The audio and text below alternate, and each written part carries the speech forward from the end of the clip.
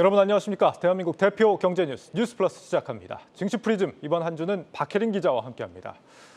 박 기자, 요 며칠 우리 증시와 중국 증시가 강하게 좀 연동이 되는 모습을 보였는데 오늘은 또 그렇지 않은 것 같아요. 어째서일까요? 네, 다음 주 FOMC가 있잖아요. 예. 연준의 정책 전환에 대한 예측이 엇갈리는 데다 그나마 나침반 역할을 할 수 있는 이 연준 고위 인사들의 발언이 이번 주에는 금지됩니다. 블랙아웃 기간이라고 하는데 증시가 딱히 방향성을 잡지 못하는 상황에서 중국 코로나 봉쇄 조치 완화에 대한 기대감이 지수를 끌어올렸다가 또 경기 침체에 대한 불확실성이 지수를 끌어내리는 현상이 반복되고 있다고 풀이할 수 있겠습니다. 네, 주로 반도체 쪽에서 외국인들의 순매도를 보였는데 미국의 지난주 금요일에 반도체주 움직임이 좋지가 않았고 네, 또 그렇습니다. 반도체가 우리 수출 업황이 전반적으로 올해도 안 좋지만 내년에도 계속 안 좋을 것이다 이런 전망이 나오기 때문으로 보입니다. 다음 주 예정된 FOMC 얘기부터 좀 해보죠. 전망이 어떻게 됩니까? 일단 0.5%포인트 인상할 것이라는 전망이 시각이 큽니다. 다만 지난주에 발표된 고용 지표가 예상보다 굉장히 잘 나왔습니다. 연준이 그동안 공격적으로 금리를 올려왔음에도 불구하고 이렇게 노동시장이 여전히 강세를 보이자 최근 금리 속도 조절을 예고한 연준의 스텝도 혹시나 꼬이는 게 아닌가 하는 이 불안감도 작용하며 시장이 갈피를 잡지 못하고 있는 상황입니다. 예.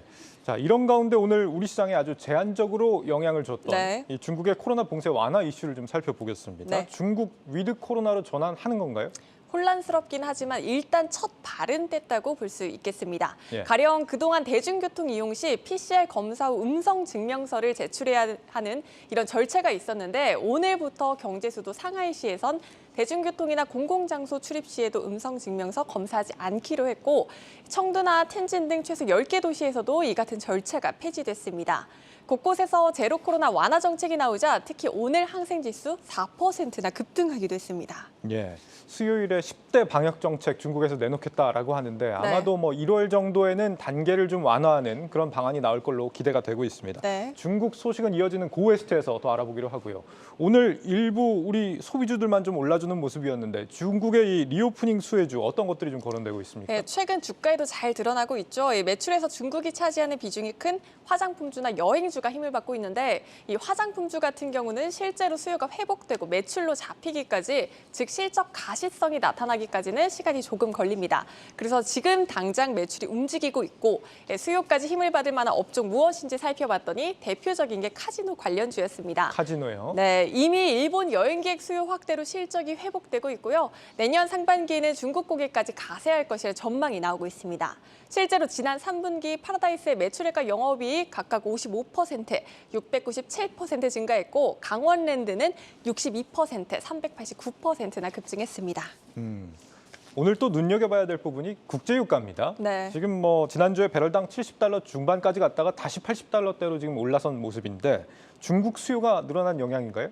간단하게는 그렇습니다만 속사정은 사실은 이보다는 조금 더 복잡합니다. 네. 이면을 들여다보게 되면 서방과 러시아, 오펙 플러스의 삼각관계가 자리하고 있는 건데요.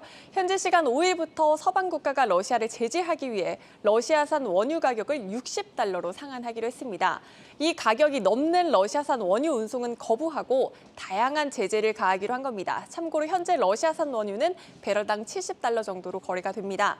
이 같은 조치에 러시아는 서방에 대한 원유 수출 중단하겠다고 맞받아치고 있는 상황입니다. 네, 60달러 아래로 팔 거면 안 팔겠다. 푸틴이 네. 이렇게 엄포를 놓고 있는 상황입니다. 보통 가격 상한을 정하면은 가격이 내려갈 거라고 생각하는데 지금 그렇지 않은 상황이죠. 네, 오히려 상승 요인을 더욱더 자극하고 있습니다.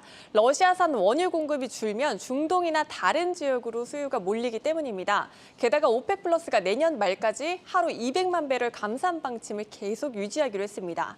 지금으로선 중국 수요가 늘어날 것으로 예상되는데 공급은 오히려 줄어들 것으로 보이니까 유가가 상승세를 타고 있는 겁니다. 실제로 대외경제정책연구원은 내년 국제유가가 배럴당 91달러 수준을 기록하는 등 내년에도 유가에 대한 불안감으로 고유가 기조 계속해서 이어질 것이라고 분석했습니다. 네, 기로에선 유가 소식 살펴봤고 이번 주에는 어떤 일정을 좀 주목해봐야 될까요? 네, 우리 시간으로 오늘 새벽 미국 ISM이 발표하는 11월 비제조업 PMI가 발표됩니다. 50을 넘으면 확장, 50을 미달하면 위축을 뜻하는데 앞서 발표된 제조업 PMI가 47.7로 집계됐습니다. 30개월 만에 기준선에 하회한 겁니다. 이렇게 주요 경제 지표 중 하나의 이 지표가 침체를 공식화한 상황이라 오늘 새벽 발표될 비제조업 지수에도 이목이 집중되고 있습니다. 시장에선 기준치는 조금 넘겠지만 전월보다는 후퇴할 것이라고 내다보고 있습니다. 또 현재 시간 9일 발표될 미국과 중국의 11월 생산자 물가 지수도 확인하셔야겠습니다. 네, 여기까지 듣겠습니다. 증시 프리즘 박혜린 기자였습니다.